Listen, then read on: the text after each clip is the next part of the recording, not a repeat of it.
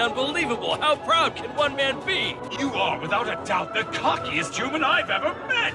That's simple. Because he's the most powerful man in the 7 deadly sins.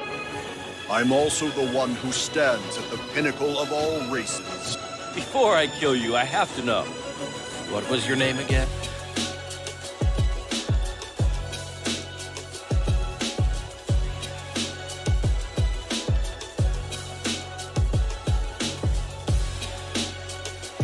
And my name is...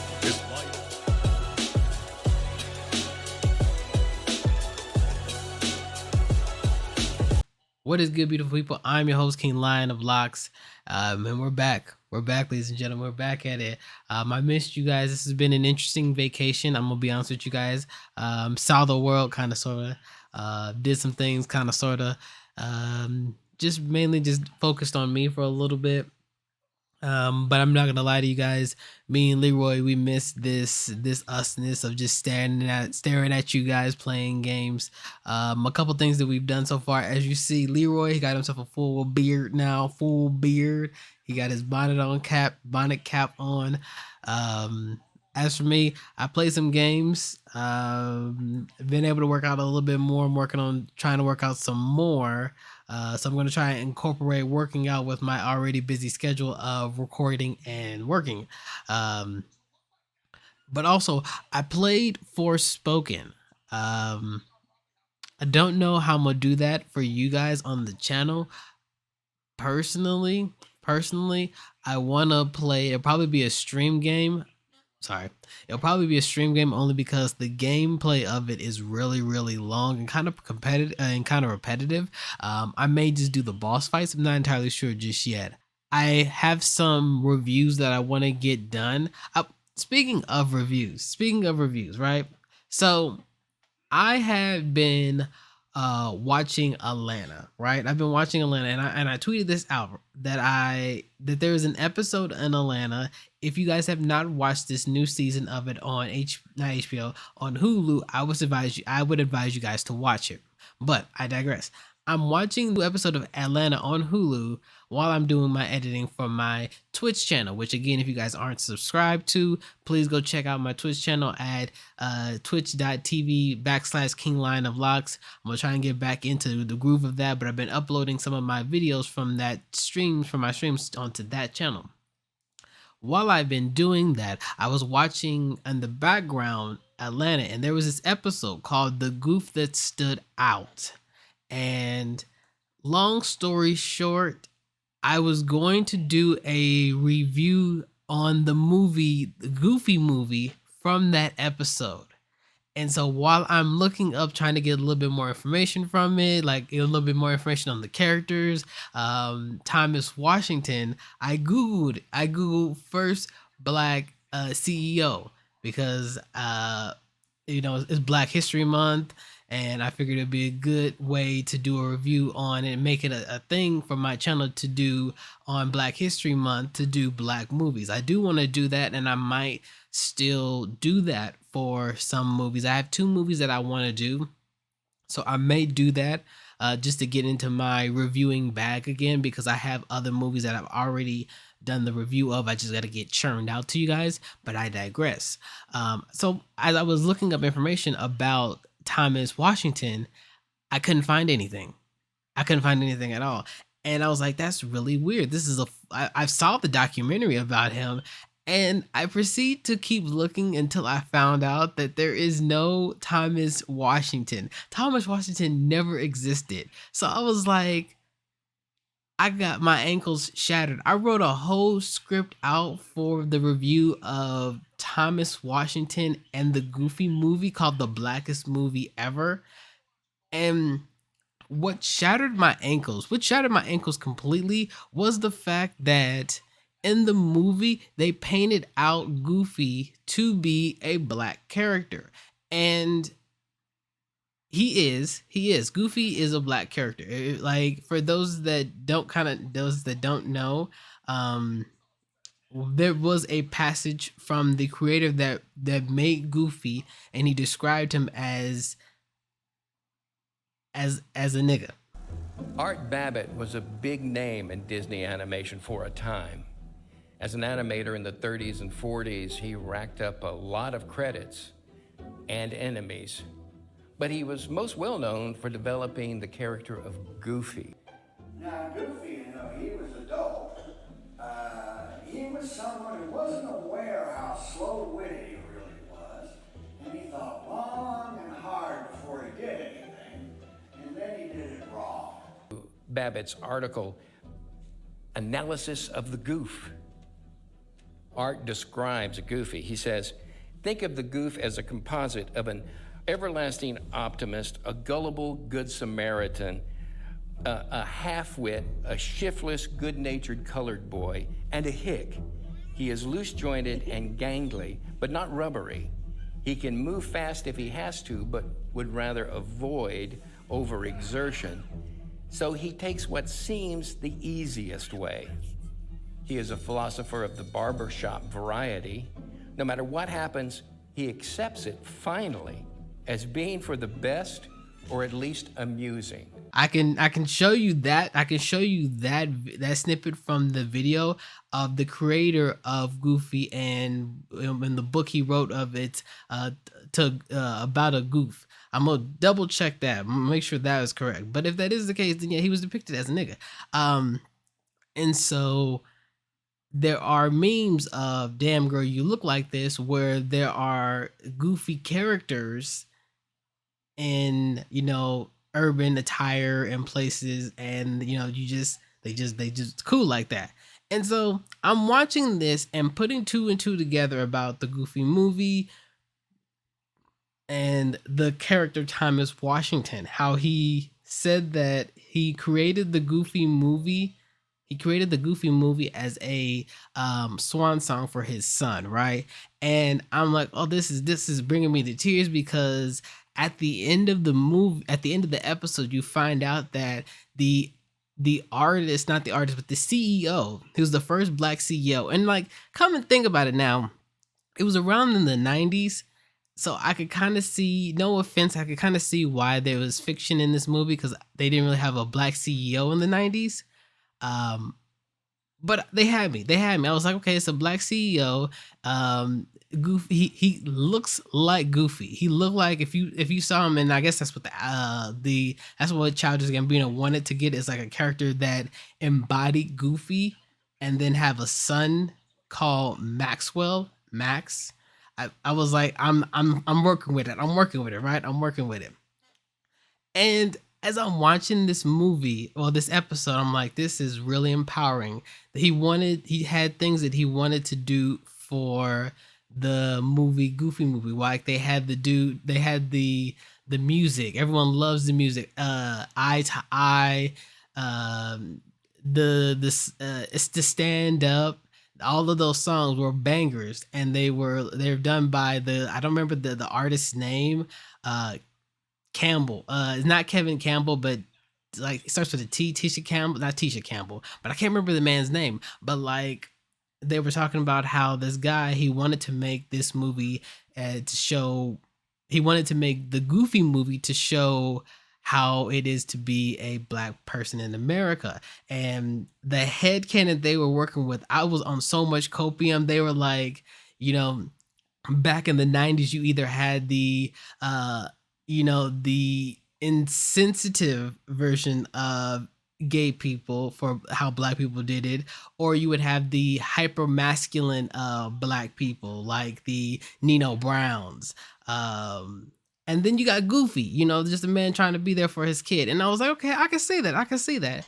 And throughout the movie, I know I'm railing, I'm ruining this episode, but like, it really fucked with me. I literally wrote a script out for this shit, and so I'm gonna get mine off right now. Okay, y'all gonna bear with me real quick. We're gonna bear with me and go through this mental hellscape I was going through while I was writing the script out. So in this episode, right?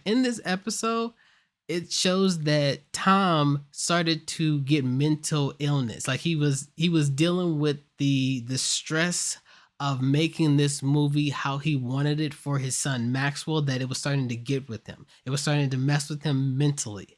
And as he was trying to improve on the movie, teaching the writers how to draw more black characters, how to give the characters life and everything, his mentality started to warp a bit, and to the point of which the other CEOs were like, hey, a lot of this money is going into this goofy film. Are you in charge of the budget? And he was like, yeah, I'm in charge of the budget. I'm Goofy. And then does the laugh. And I'm like, okay, back in the 90s, that makes sense because Black people didn't talk about mental illness. We don't even talk about it now. There's a song called Daddy Issues by Kendrick Lamar. And one of the things is that Black men don't show any emotions. So we don't have real nigga don't need no help. That's the line. Like that's the snippet from the song is Kendrick is talking to his girl and she says, you really need to get some help. Nah, real nigga don't need no help. You sound stupid. Everyone sounds a little stupid. It's like you need to talk to somebody. And he's like, no, we don't talk to nobody. And so back then that made sense that all he did was drink and bottle that shit up. To the point of which they fire him and they redid the movie. They redid the Goofy movie. And originally, at least, and this is what really got me. It was like, okay, I'm kind of glad, but I'm also not glad they redid the movie. I was heavy copium. Like, this is what happens when I'm editing at 3 o'clock in the night, watching 3 o'clock a.m., watching and listening to shit. So, like, at 3 a.m., I'm like, okay, so Thomas's ending for the Goofy movie was for two things. Was for Goofy and Max to get pulled over and potentially get shot. Goofy gets shot because, Black men in America, the police officer going to pull us over. We're going to get killed. I wonder where he got that from. Sorry. Anyway, or at the Powerline concert, when Goofy comes up, spoilers that have never seen the Goofy movie, this old ass movie, when Goofy ends up at the Powerline concert and he comes down the stage with Powerline and Max and he's dancing, the police are supposed to tackle him and kill him because, you really don't have people run down the stage. Majority Black people run down the stage and try and touch the talent. People will get shot. And that was his ending for Goofy, and the CEOs were not going to have that. So they fire him and they redo the movie. And one of the scenes that they redid, which I didn't know, and see, it's not real, but I believe that this was real. That one of the scenes that they redid was the Bigfoot scene. The scene where Max and Goofy are trapped in their car because Bigfoot had found the keys. He was on this in the forest with them. And that's when one of the animators had said that Thomas had got up and just walked away. And the reason why he walked away was because that scene in particular did not exist in his original film of the Goofy movie. And that scene, right after Max had left the Possum Museum, that apparently was an allegory for the trail that Jim Crow had took for people. And the map, which is central to the plot of the film and also represented Goofy's trust in his son Max, was supposed to remind the viewer of the Green Book and how Black travelers had to use it to advance their way through the Jim Crow South during the 30s and the 40s. I'm sure I butchered some of this out. I'm going to redo this if I need to.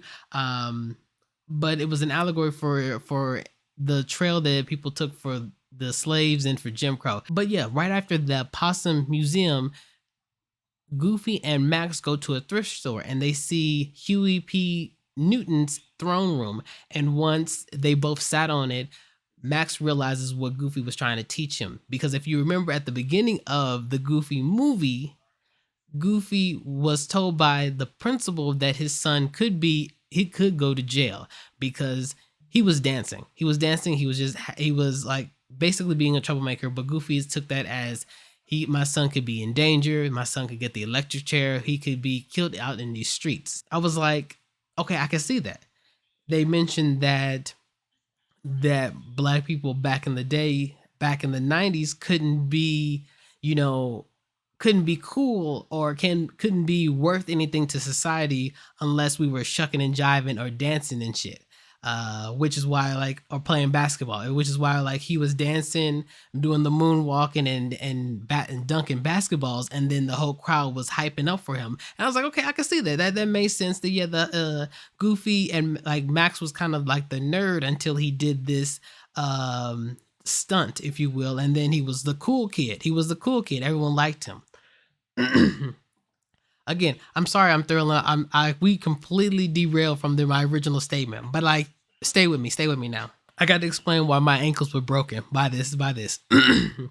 So, at the end of the episode, we find out that Thomas left. He left the screening of the Goofy movie because he found out that they had changed his original view of the movie.